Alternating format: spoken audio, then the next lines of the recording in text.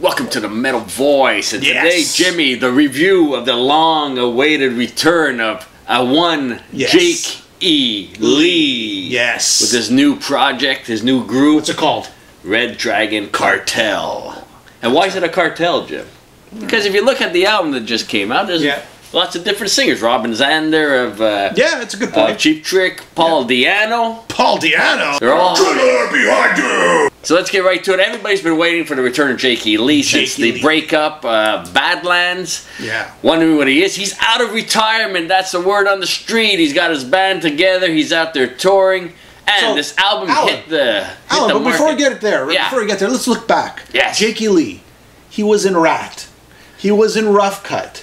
He was in Ozzy Osbourne. Was he? He was in Badlands. And he's been in many, many more bands. So this guy is Many more. He's a veteran. He's a veteran in the music heavy metal world, and a guitarist, like one and only Jake E. Lee guitarist. Yeah. I've seen him twice. I've seen him twice on the Ozzy Osbourne Bark at the Moon tour and the Ultimate Sin tour. Same thing. And if there was anybody who was going to replace Randy Rhoads, it was him, because he didn't come in with the Randy Rhoads style. He came with his own style, his own sort of guitar playing techniques. And I was thinking about this the other day too, Jim. The only time he's the only guitarist I've ever seen perform with Ozzy Osbourne. Those are the two tours I saw. Yeah. And the second one lasted all of 35 minutes. At which point I vowed I would never see Ozzy Osbourne ever again. Ozzy. So let's get to the album. What do you think? What's going on? You know what? Actually, Alan, I was so pleasantly surprised. Really? Great album. Again, right off the bat, I'll tell you 9 out of 10. I liked it. There's been a lot of flack over this singer of the band, right? He went on stage on their first performance. That's touring-wise.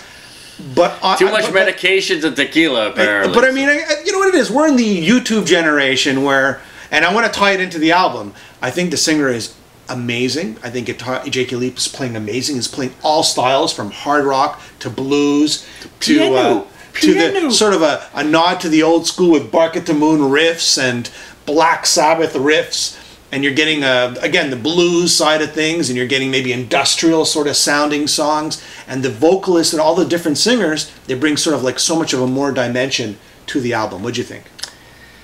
I think a little disappointed, actually, Jim. Yeah, I mean, you're breaking my heart here, Alan. Like you said, the album varies, all his influences, but the majority of the riffs and it's a dark album for me. A lot of the songs are darker, and it sounds like most of those riffs could have been in the '90s, and sure, it could have been Stone Temple Pilots that wrote them. I don't know. There's got a grungy feel. Some of them, like "Redeem Me" with Sash Jordan, I think that's the strongest track on the album. That could have been on the third Badlands if it was ever made.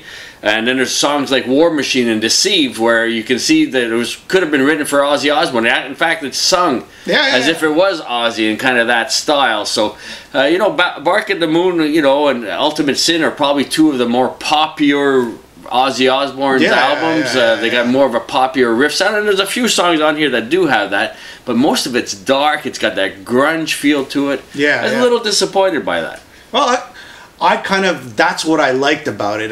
And actually, out of all the albums being released today, I find this album really stands out, and it stands out strong because his new vocalist, has got an incredible voice. And I don't care what everybody says about he was drunk on stage and he didn't perform well.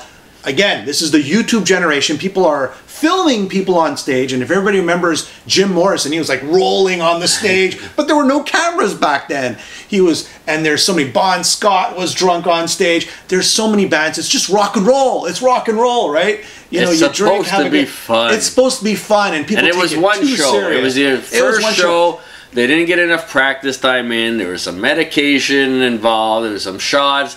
He thought everybody wanted to see that jokingly, like Ozzy Osbourne kind of persona. He was mistaken. Everybody relax, relax. It's rock and roll. It's supposed to be fun. It's a show. But on the album, incredible singing. And the guitar playing, versatile, like I said. So for myself, I'll give you some songs that I really loved.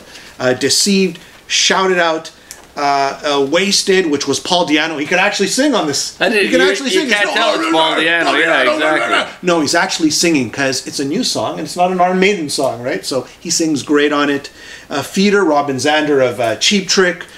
Big Mouth, Maria Brink, War Machine, which is another incredible That's like song. a Sabbath song. That could have been a Sabbath song. And of course, Sass Jordan with Redeem Me, which I find is just a great song as well. And then it finishes with Exquisite Tenderness, a little piano interlude, instrumental. Because he does play piano, and Yes. It's a very nice way to end the album. I thought so too. There So we go. everybody, go out and check out and buy Jake E. Lee Red Dragon Cartel. 9 out of 10 for me. Alan. And that's Jim.